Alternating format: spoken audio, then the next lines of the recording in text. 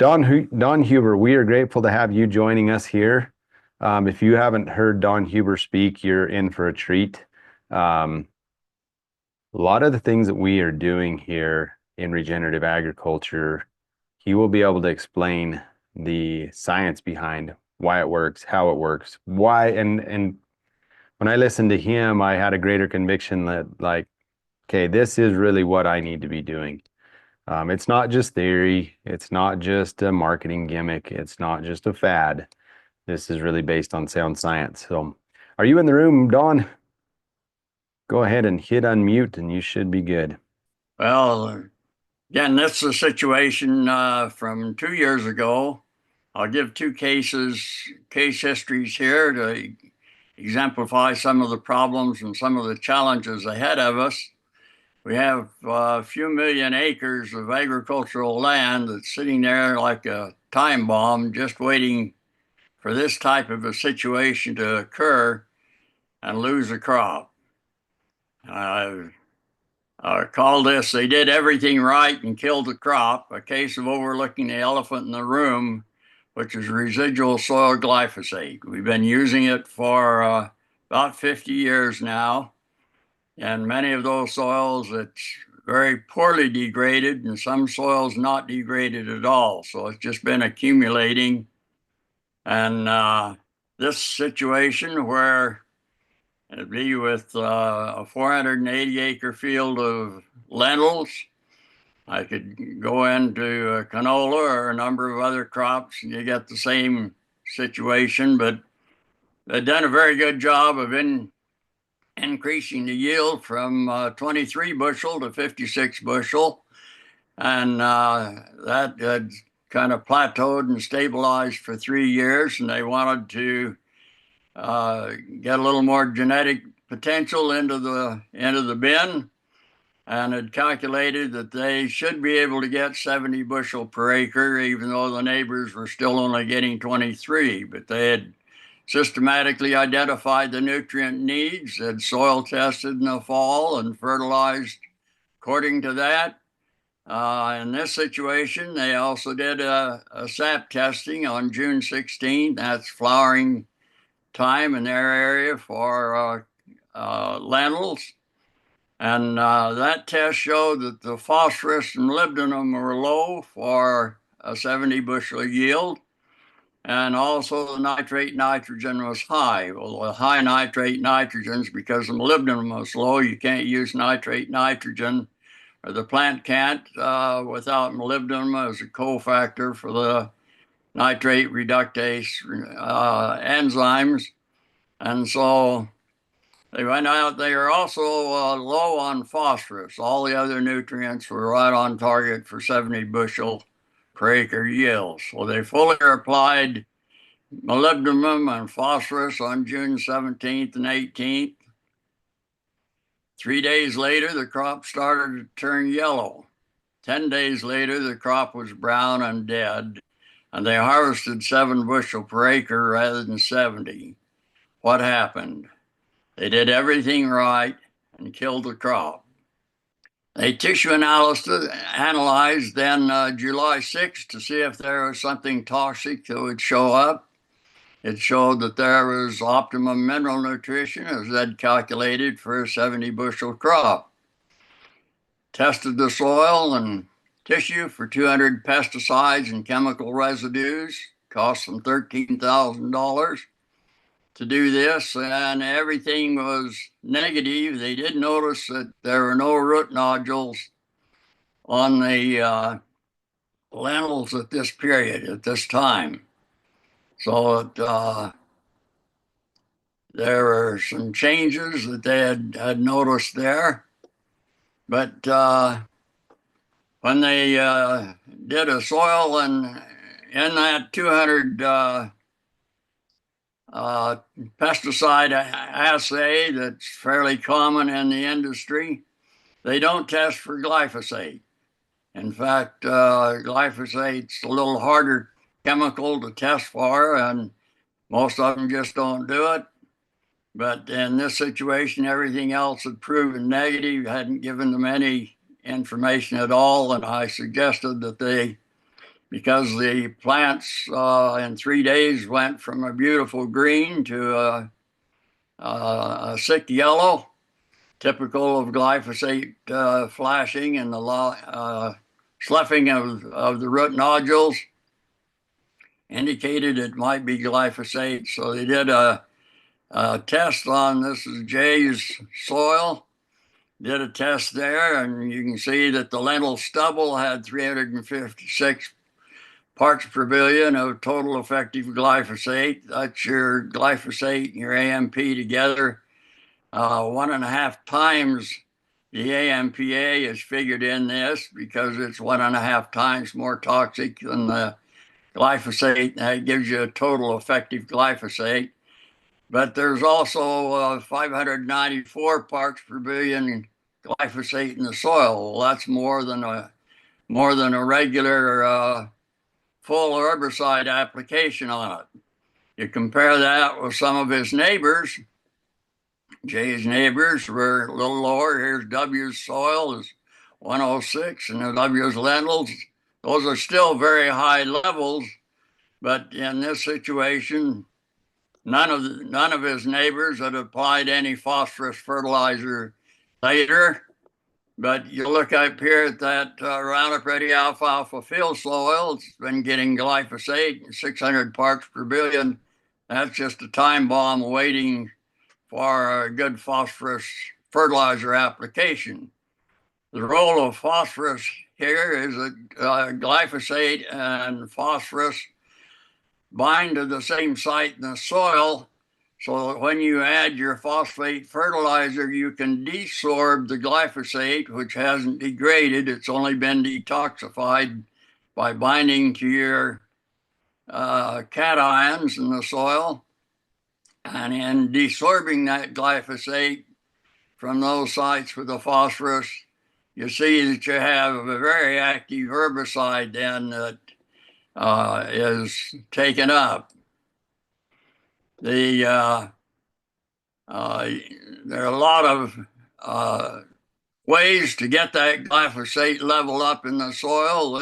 You can have contaminated fertilizer. This is sugar beet lime. It's a cheaper product, and a lot of farmers are putting it on, but you can see the effect of putting on that sugar beet lime from Roundup Ready sugar beets. You've gone from 271 to 1,946 parts per billion total effective glyphosate with your 7.8 ton of lime that's been applied to this soil, so that you have your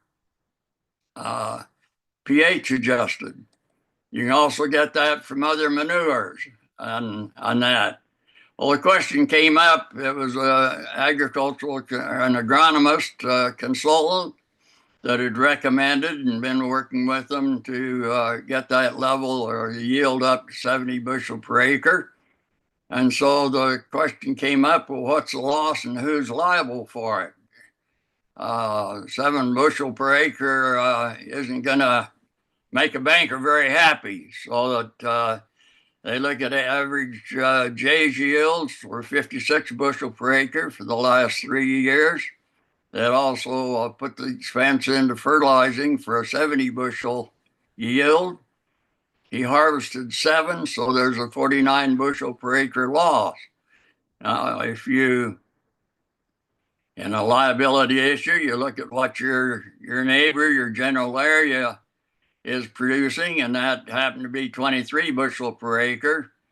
So that if you look at 400 acre field at 23 bushel minus the 7 that was harvested, that's a 16 bushel loss on 480 acres. That's 77,680 bushels. If you look at Jay's average yield for the last 3 years, that's a 49 bushel loss. And for 480 bushel or acres, you have a 23,520 bushel loss. And looking at 40 bushel per acre, you can figure, well, there's a $300,000 to a $940,000 liability that's incurred with that kind of a loss. And the question is, is this a value of loss or is this a cost of glyphosate? Now, I'd argue that maybe we ought to look at it as a cost of glyphosate because we're seeing this more and more all the time from the desorption damage that it's done. Well, the question has come up then, well, who's liable for the loss?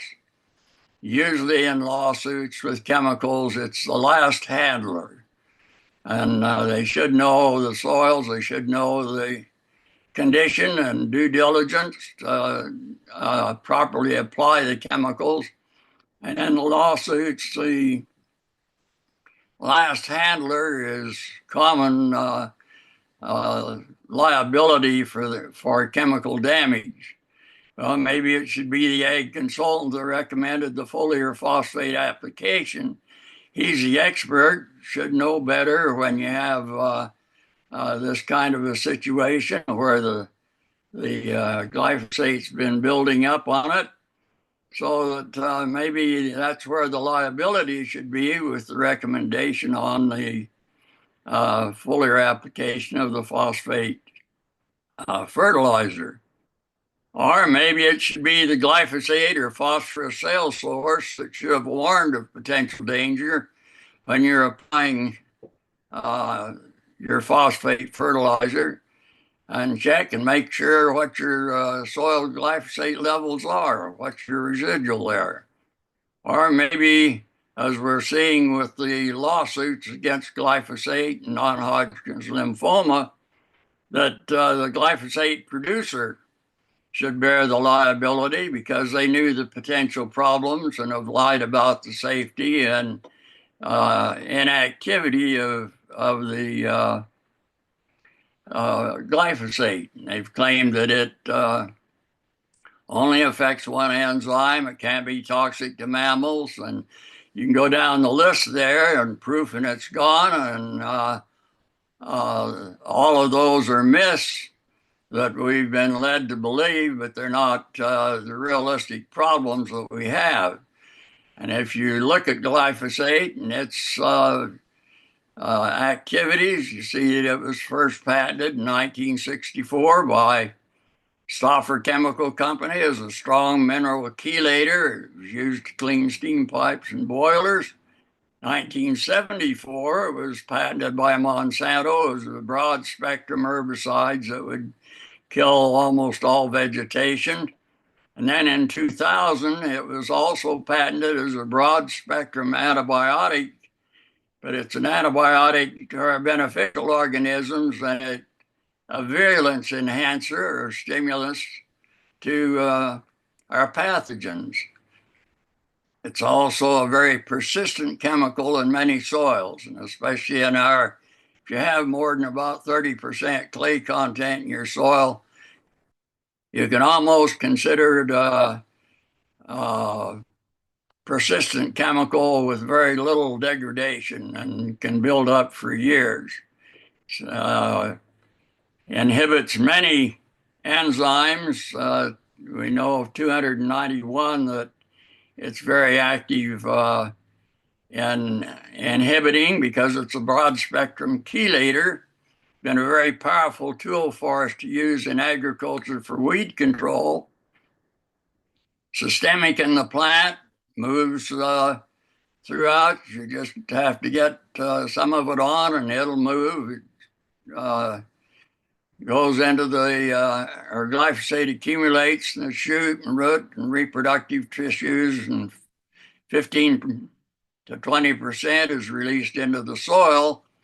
As it moves down into the roots, though, it compromises plant disease resistance and it stimulates the soil-borne diseases.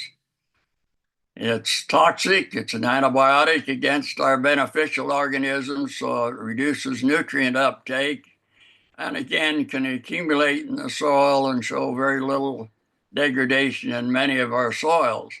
May be detoxified, but it's not degraded or decomposed.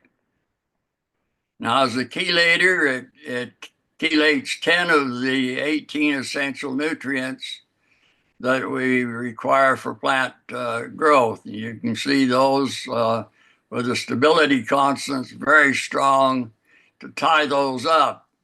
On sugar cane, in a study, there's some research we were doing to eliminate glyphosate as a desiccant. We found that when you put the glyphosate on a 12-foot tall stalk of sugar cane as a desiccant, within 6 hours, you have more than 100 times the amount of glyphosate required to tie up iron and manganese and all of your available cations that are in that plant. Continues then to go up on it. And if you look in that 6 hour period, you got 80 to 90% of your available manganese and iron and also calcium and magnesium that are tied up, no longer physiologically available for the plant to utilize and to capture the sun's energy and store it as sugar. All of our herbicides are mineral chelators.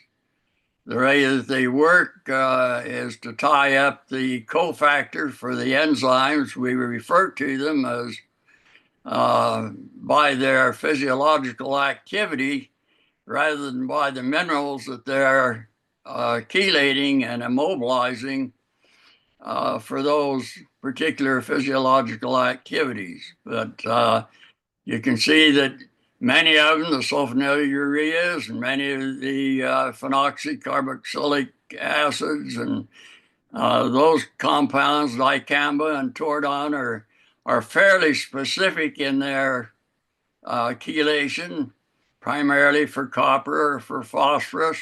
You have acetylchlor or harness that magnesium and potassium are the primary elements chelated. But then when you look at the phosphonate type of herbicides, the glycines and phosphonic acids, very broad spectrum chelation, so that their damage or tie-up is much more extensive than with most of our other nutrients. We've been applying up to 250 million pounds of glyphosate per acre per year in our agricultural lands indiscriminately. You see that different crops that they're used on, not necessarily genetically engineered, but for burn down and brush control. You also see that it's not evenly distributed, but in the Midwest and other areas, we have very heavy applications, and this 250 million pounds of glyphosate going out on these soils for agriculture. But there's another 250 million pounds that's going out for forestry, for parks and recreation and utility right-of-ways.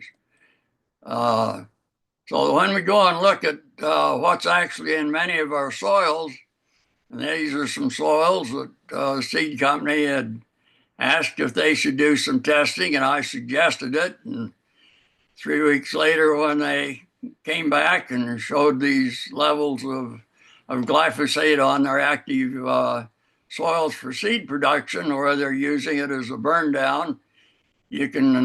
Their comment was, "Okay, now what do we do?" You can see that even these soils that haven't had any glyphosate applied for over 9 years and are still showing very significant levels of glyphosate. One of the problems that we see then is that we have a declining nutrient density in our crops because all of that glyphosate that's sitting in the soil is detoxified because it's tying up a lot of those micronutrients, especially that we need in our own diet and the feed for our cattle. You can see even with Roundup Ready soybeans that have been treated with glyphosate, there's only half as much manganese in that grain as there would be if it was without the glyphosate. There's nothing in a genetically engineered crop that does anything to the herbicide or that. It only has an alternative pathway, physiological pathway, to tolerate the application of the material so that it's still there as a chelator, still active as an antibiotic against our beneficial organisms. And so when Dr. Sheffers, veterinary toxicologist at University of Minnesota, trying to explain why or understand why they were having so many stillbirths and abortions and birth defects in the cattle, he found that 100% of his deformed calves were all extremely deficient in manganese, and even 63% of the normal calves were also very significantly low in manganese.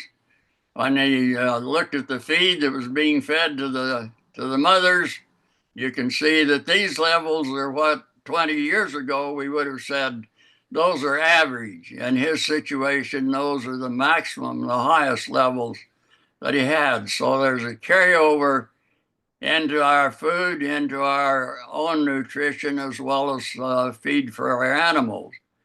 I mentioned the yellowing that they saw in the lentils. This is a picture that I took in 1974 with the release of glyphosate, and you can see the flashing. The flashing lasts until the plant can recover those micronutrients from the soil. It's not able to use the micronutrients that are chelated at the time that the glyphosate's applied. And you can see that difference showing here.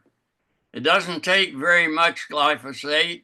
This is research by Ecker showing that with just 11 grams per acre or 40th of the recommended herbicidal rate as drift, prevented or dropped the root uptake of iron and manganese by 50 and 80%, about 10% for zinc, but then those minerals need to be translocated to the rest of the plant to serve as cofactors for the enzyme system, and you see a 95% reduction in translocation of those critical minerals throughout the plant.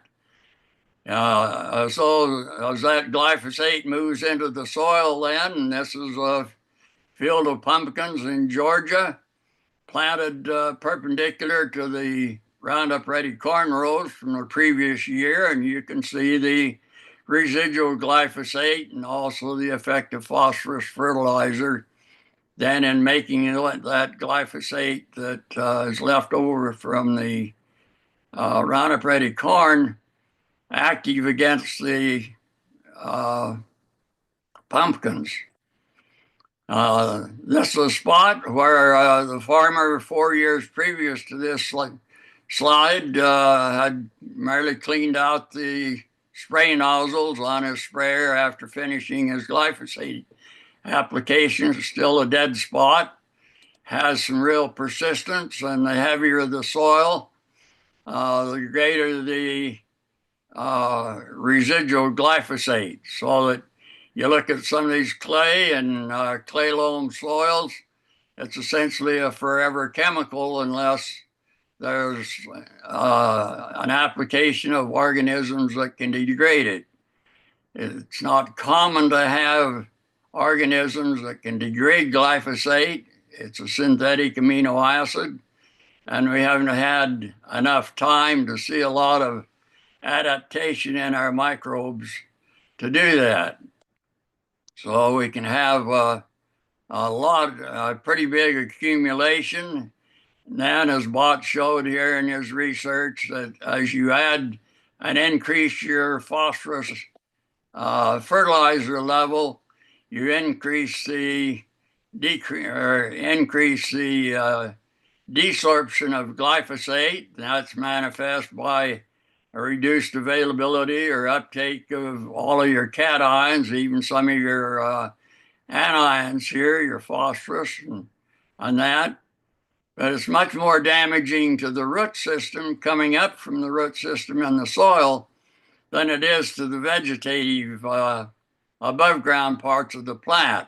So it's about twice as toxic coming from the residual glyphosate in the soil as it would be if you were actually spraying it on the plant. You can see that reduction and toxicity to the root system here in that area, so that we can explain why the glyphosate and how the glyphosate does the damage. Again, it doesn't resolve the liability issue for that $300,000 or $900,000 worth of lost product. So we were looking at some ways and materials that we could degrade soil glyphosate with.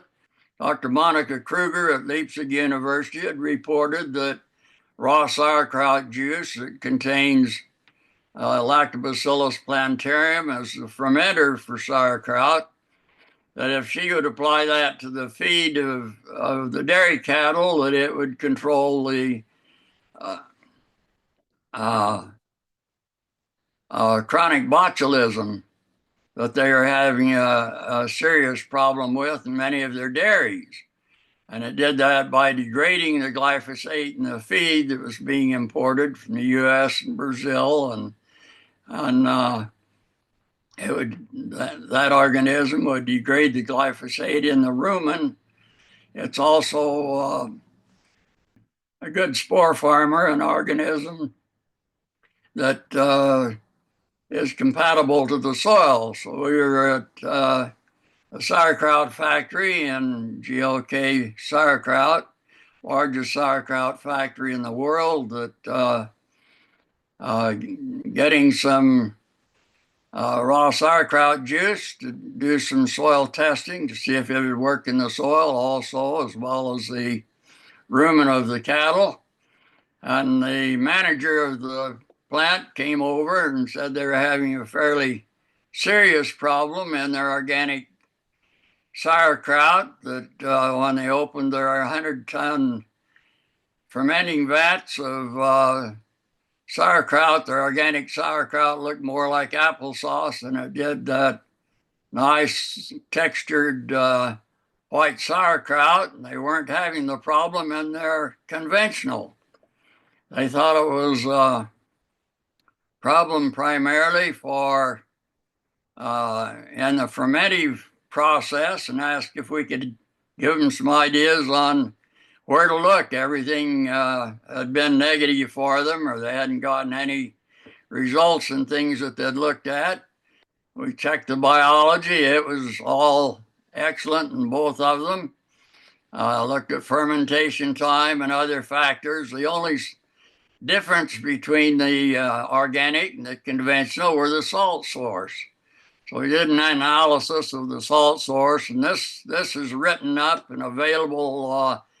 We published it in the Hort Science. It came out last November. If you just Google saga of soggy sauerkraut, it'll pop right up for you. You can read the whole story there, whole account. But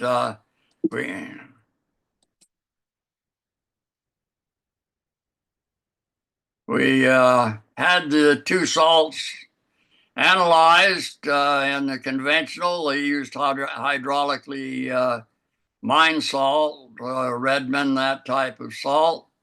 The organic used sea salt. That's San Francisco Bay evaporated salt that's then washed with brine to get rid of the drugs and the other contaminating materials from the bay water, from the seawater. And again, no significant difference at all between the two, 99.8, 99.6% sodium chloride. The only difference was the 200 parts per million of insoluble material in the sea salt compared to the conventional salt. So we could rule out then all of the fermentation. It wasn't a problem with fermentation, even though the cabbage looked good in both situations when they brought it in and sliced it, put it in the fermenting vats, but was a problem in growth conditions for the cabbage and production. We looked at those also and could rule out everything except the nutrient source. For the conventional was using inorganic salts for their fertilizer, and our normal fertilizer compounds. With the organic, they use the manures. In this case, chicken and turkey manure were the source. We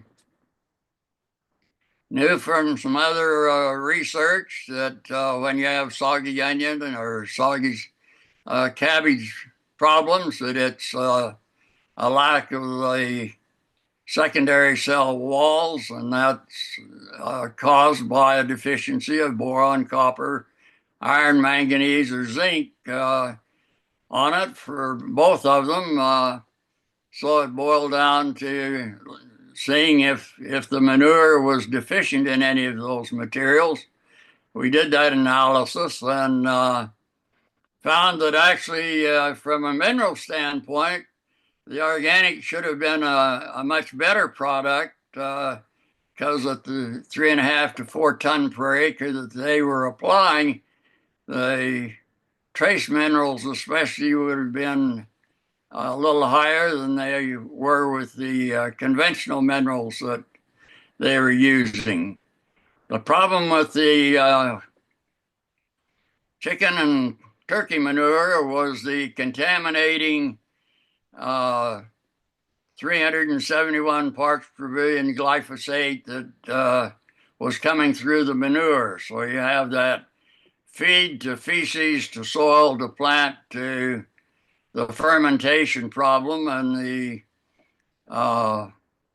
glyphosate was tying up those essential minerals as it shuts down the shikimate pathway you see here, and it also chelates your cobalt, copper, manganese, iron, and even the boron is greatly reduced that are critical for that lignin in the secondary cell walls, but even your primary cell walls. So that even though the cabbage looked good, the secondary cell walls were not produced on it, so that when it was fermented, it would break down, deteriorate. You can see glyphosate's patented as an herbicide because it shuts down the shikimate pathway, and this is the source of your 3 aromatic amino acids. But the plants also are deficient in as cofactors for all these other enzymes relative to cell wall formation. One of the things that we've recommended in the past to detoxify residual glyphosate is just adding some cations, some calcium or magnesium, iron. Hopefully, you could use those also for your fertilizer, but getting the level up and a couple of 100 pounds of gypsum right down the seed row at planting time would give 8 to 12 bushel increase in soybean yields if you had any significant residual glyphosate in the soil. And you can see that in these 2 areas. Here it's a very excellent herbicide by itself, and put a little zinc in that tank mix and it chelates in the tank, and then it can't chelate in the plant those essential minerals, and you lose your herbicidal activity of the glyphosate. So that now for quite a few years we've relied on that as a way to keep it tied up.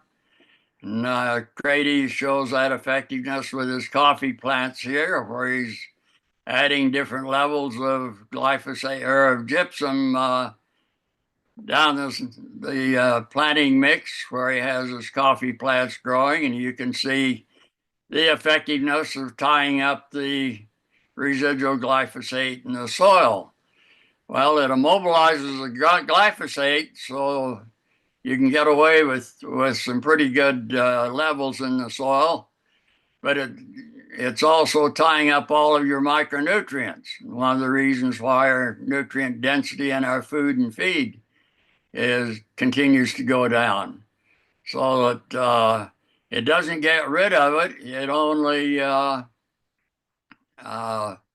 detoxifies it as an herbicide. So we kick the can down the road, and then when we apply our phosphate fertilizers, we have a rude awakening when it's reactive, when the glyphosate's reactivated with the phosphorus desorption.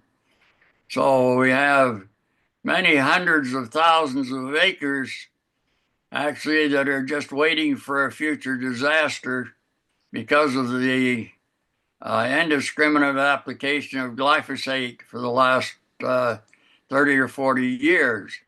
You say, well, why are we having so much eutrophication in our waterways? And how does it tie into this? And that University of Wisconsin scientists 3 or 4 years ago, 2016, showed that they were getting, even though they have a 200 or 300-foot filter strip, that they're getting 1/3 of a pound of phosphorus pollution per year for every acre in the watershed of Lake Erie as glyphosate, not as a degradation product, but as active glyphosate. So you're really dumping all of this herbicide into the lake. Well, the blue-green algae are resistant to glyphosate, but all of the competitors are very sensitive. So you wipe out the competitors. You have then the filter strip that has failed, and the consequence then is the eutrophication. So we started looking then at ways to degrade the glyphosate. We started out looking at raw sauerkraut juice, and Paleobiotica company came up with an 8-organism biological cocktail that degrades glyphosate by all 3 of the known physiological pathways. They call it Paleo Grow or Paleo Power. And so we set up some studies to look at both of these possibilities to degrade the soil glyphosate levels.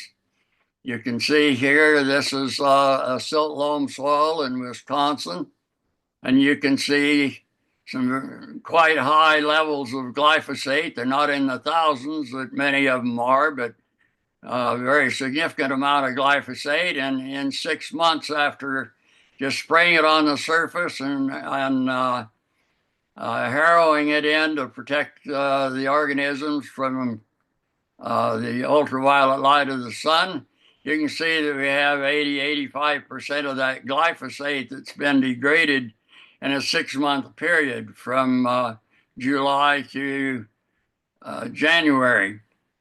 So remarkable activity. The organisms are active. When we planted corn the following year after applying that, we had a 13 bushel yield advantage in the corn where we had the glyphosate degraded versus the control plots that we had out, still having that glyphosate there. We set up on sandy loam soil. We set up a study, again, replicated study here using corn as a test crop, looking at 15 gallon per acre of the raw sauerkraut juice. And you can see that we started out with 635 parts per billion total effective glyphosate, about an 80% degradation rate here. with the raw sauerkraut juice, and also then the paleo grow, the 8 organism, about the same degradation. When we combined the two, it was actually more effective than either one of them alone. You've got more organisms working for you. We found that cattle water using glyphosate or using raw sauerkraut juice as a carrier was also effective in those situations. Well, the interest there was in our grain yield. You found by getting rid of the 80% of that residual glyphosate, we had a 7 bushel increase in yield. We had also a plot with silage corn. We had a 1.8 ton increase in silage. When we combined the two, used the raw sauerkraut juice as a carrier for that biological cocktail, it was even more effective with an 11 bushel increase in yield, or on the silage, 2.7 ton more silage just by reducing that glyphosate drag that's tying up those minerals in the soil. And had enough silage that this was also went to cattle testing and found that the cows not only preferred the corn that had been grown where we degraded the glyphosate, but also produced more milk. So we had a significant increase in milk. We had you can see here with the we had again about that 80% reduction in glyphosate on it with the raw sauerkraut juice and that. But we liberated a lot of those micronutrients that had been tied up by the glyphosate. My research, I could never find a situation where any of the chelated glyphosate was available for physiological use. It remained tied up and unavailable. So that we had that return on yield and quality, nutrient density by getting rid of the tie up with the glyphosate. Then we had the opportunity to look at the soil conditions, soil health, and looking at the fundamental processes that are going on in soil by all the organisms. And we have this was about a third of those that we looked at, and all of them very positive. So that we've been missing out on a lot of activity and a lot of biology with this residual glyphosate. One of them that was interesting was the ability of that soil to degrade methane and also your nitrous oxides in the metabolism. By getting rid of 80% of the glyphosate, we actually had a 7,000-fold percent increase in degradation of those items, so that we not only increased our yield and quality, but also greatly improved the soil health. So that when it comes to glyphosate, you can't see it, taste it, or smell it, but it can slowly kill you. And in summary, I'd conclude that future historians may well look back and write about our time, not about how many pounds of pesticide we did or did not apply, but about how willing we are to sacrifice our children and jeopardize future generations with this massive experiment we call genetic engineering and glyphosate that's based on false promises and flawed science just to benefit the bottom line of a commercial enterprise. And Jared, I appreciate the opportunity to share, and I don't know how the time is here, but time for questions, I'd be happy to answer them. Yeah, this has been great. There's been some wonderful comments in the chat, and we're certainly grateful that you've been able to be here with us, Dr. Huber. Andre is also in. Andre, I think your co-host, would you be able to unmute? I wonder if we could just kind of tie things together here. You guys probably know each other. Um, but Very well, yeah. We've okay. spoken on multiple stages on multiple continents for probably decades now, Don, isn't it? So yeah, just to kind of bridge the gap. And again, this is somebody asked in the chat. Who was it? Was it Nina that asked in the chat? Have you heard of the work of Andre? And I sent the message back. He's actually our next speaker. So this is divine intervention that you two are not only on this, but you're back to back. I would love to hear as we transition to Andre how the work that you two do together uh, or complements what you do. Might just mention Andrew's got a chapter in here along with a number of other people, but on this book that was put together on synthetic pesticide use in Africa, impact on people, animals, and the environment. I think we only have 2 articles in there from an African scientist. The rest are all Western scientists, including Andre with his chapter in here. I have one and was one of the editors on that book, but it's available on Amazon and other sources. Remind, what was the name of that book again? It's synthetic pesticide use in Africa. I don't know whether people can Okay. see that on it, the impact on people, animals, and the environment. Mm-hmm. Very good. So, Andre, let's see, where are you calling in from? Well, Then we'll. I'm calling in from, this is my farm in northern Australia. So I live in the tropics. I grow tropical fruit. So I've been farming for over 50 years.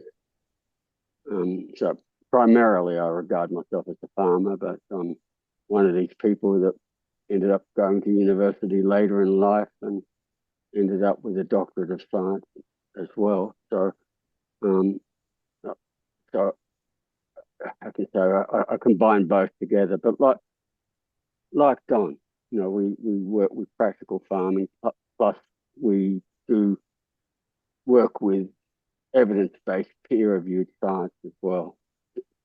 Do our best to get the mix right. Very good. Don, the question's asked, how do we significantly reduce Roundup, glyphosate, and that's just one of the herbicides, right? Um, that we could pick on, but how do we effectively change the way food is grown worldwide now? I think we have to change our mentality or our philosophy on production and start growing for profit and for quality rather than just for yield. And if you look at all of the uh, lawsuits that have been filed against about glyphosate, 154,000 that just for non-Hodgkin's lymphoma. I mean, you look at the other 32 human diseases that are reaching epidemic proportion, autism and Alzheimer's, and all of those that are also Parkinson's, tied to glyphosate usage and the indiscriminate accumulation that we're seeing. Until we recognize the damage that's being done and move away from it. But 50 years ago, we didn't have glyphosate and we had economic weed control. Today, with resistant weeds, it costs $50 an acre more to control those same weeds than it used to because of the resistance to glyphosate. But we certainly need to recognize what we have in the residual glyphosate sitting in the soil. I had a call this morning. I get probably 2 or 3 a month that ask for help with their residual glyphosate. The one this morning said the bank's given me 1 year to get my yields up before they take over the farm. And we're seeing this all the time with the damage that residual glyphosate's doing. That's one of the reasons for looking, how do we start degrading it? And it's been amazing to see how the paleo grow or paleo power materials work. They're very compatible with the soil organisms, which is a feat in itself to get that compatibility. And you can get rid of 80% in 6 months. We're anxious to see what the years and year and a half data looks like. With glyphosate, anywhere the roots go, you're going to have glyphosate because of the root exudates. But if we can get the organisms that are also compatible in that rhizosphere zone, we can reach the glyphosate that's down there and start breaking it down and using the materials that are in it also for crop growth rather than as a negative for us. But Yeah. we have to recognize that if you're growing a cover crop and then terminate it with glyphosate, you've just undone all of the benefits of the cover crop. You may have even increased the damage because of that failure to break down the glyphosate that you've just added to the pot. Yeah. If somebody, thank you for that. If somebody feels like, hey, we feel compelled to learn more about this and to take action on this, what would you recommend? Maybe a question for both of you here as we transition to Andre. You go first, Don. What would you recommend somebody? And there's a lot of great questions in the chat. We'd be here for a day answering all of them, and apologize that we can't. How do we learn more, and what is the action that we could take? Well, the first thing be to change, look for alternatives, and not keep adding to the problem, but look for the alternatives to more effectively control our weeds. It may mean that we need to do a little more selective tillage or that at times. I know that's almost heresy, but there are some real advantages to stirring up that biology. One of the problems that we have with glyphosate is that there aren't a lot of organisms that are native to our ecology that can degrade it. And that's where the biological cocktail, or if you happen to be close enough to fermenting program where they're producing the excess, and most of them are willing to give you the material if you bring the bucket. So it gives us a way to get that probiotic in the soil and get the breakdown started, and then to maintain it. And I'd look for 20 years for organisms that could break down glyphosate, and found a lot of them. But every time I added them to the soil, it was kind of like taking a new gang into Chicago and thinking I was going to be the winner on that process. And they just weren't compatible in the soil. Saccharomyces, Okay. for instance, can break down glyphosate, does a good job in a petri plate or a test tube, but you put it in the soil and it goes poof, and it's the one that's gone. But with the lactobacillus and bacillus and other series that Paleobiotic has put together, it's remarkable amount of degradation that it can do. And when they looked at population of the organisms a year after application, they actually have a higher population there than they actually applied, so that we have good commensal relationships and stability, not just for shelf life, but also for soil activity. Wonderful. Andre, what are your thoughts for to learn more in I would like action?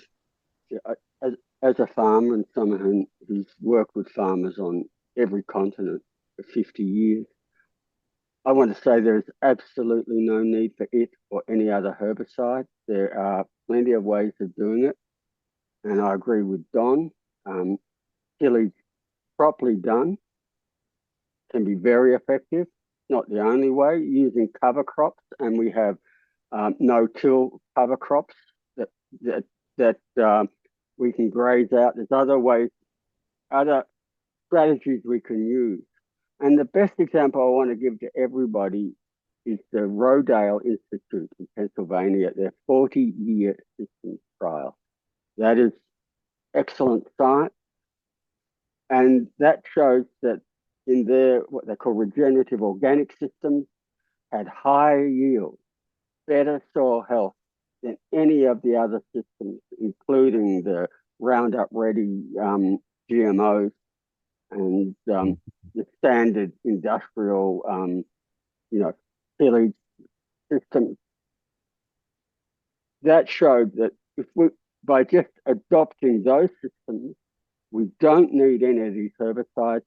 Plus, we can increase farmers' yield per acre. Amen. It's there. We just need to scale it up. We need to educate people and help farmers transition to these methods. Yeah. Well, thank you for that. Don, any final thoughts before we transition to Andre here? Well, I've probably taken up more time, but I certainly wish everyone success in their program. Agriculture is a basic infrastructure of any society, and our production efficiency is critical for us in that regard. And that's why we need to look at where the dragging is, where the problems are, and we can resolve those. But we've got to get out of the box first to really make some of those moves, and that's the hardest part is the education and the incentive. If we'll farm for profit, not for yield, but look at the quality of the product, we'll make a lot more headway than we will uh, just looking at the yield potential. I had the privilege of spending some time in Ukraine this last summer on it and working with some farmers over there. One of them said in January I applied this chemical, in February I applied this chemical, and they're all looking at the Western farm magazines of what to do because they don't have a lot of history on those old Soviet state farms.